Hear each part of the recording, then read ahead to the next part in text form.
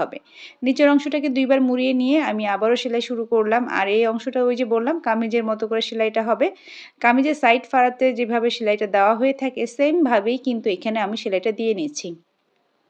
যারা সেলাই কাজে একেবারে নতুন তারা যদি এই অংশটা একটু ভালো করে খেয়াল করেন তারা কিন্তু খুব সহজে কামিজের সাইড ফাড়াটাও ফিনিশিং এর সাথে সেলাই করতে পারবেন। নিয়মটা কিন্তু সেমই থাকছে, প্রসেসটাও একেবারেই সেম। সো আপনারা একটু খেয়াল করে দেখলেই কিন্তু আপনারা খুব সহজেই এই যে সাইড ফাড়ার অংশটা সেলাই করতে পারবেন।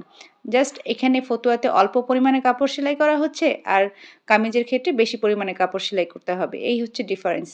যাই হোক আমার এখানে কমপ্লিট হয়ে গেছে। আর আজকের ভিডিওটা যদি আপনি ফেসবুক থেকে দেখে থাকেন অবশ্যই ফেসবুক পেজটাকে ফলো দিয়ে রাখবেন নতুন নতুন ভিডিও পাওয়ার জন্য। আর যদি ইউটিউব চ্যানেল থেকে দেখে থাকেন অবশ্যই আমার ইউটিউব চ্যানেলটাকেও সাবস্ক্রাইব করে রাখবেন। আশা করি আমার ভিডিওগুলো আপনাদের কাছে ভালো লাগছে। যারা সেলাই কাজে একেবারে নতুন তাদের জন্যই মূলত আমার এই কষ্টগুলো করা। আশা করি আমার এই ভিডিও